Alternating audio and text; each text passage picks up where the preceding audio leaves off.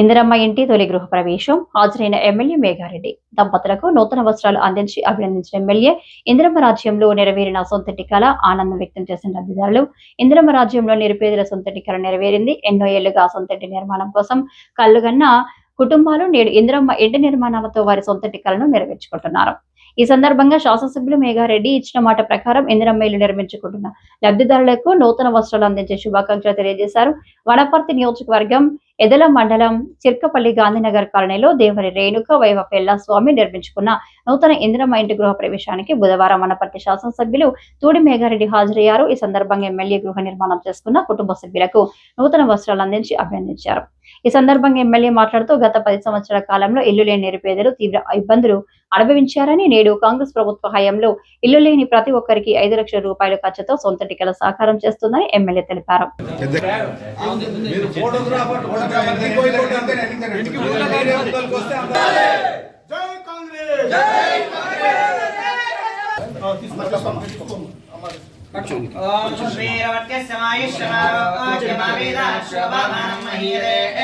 ధాన్యం ధనం పశుం బహుకీర్తిలాభం శత సంవత్సరం దీర్ఘమాయు. అక్కడ మంచిది అని తీసుకుంటారు.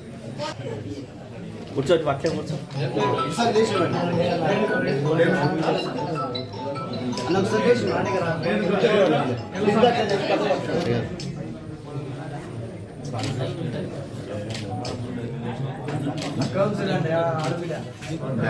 బ్యాగ్ కూర్చోరు మంచిగా ఆయన కనబడు.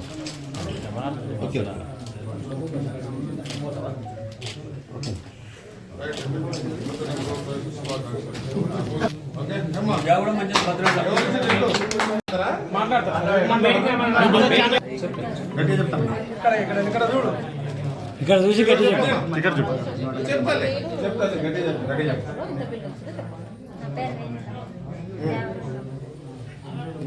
ఇల్లు లేకుండా మాకు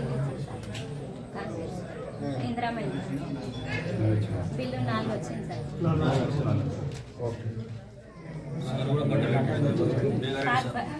మేఘారెడ్డి సార్ బట్టలు ఎట్లా ఉంది ఇల్లు వచ్చినందుకు.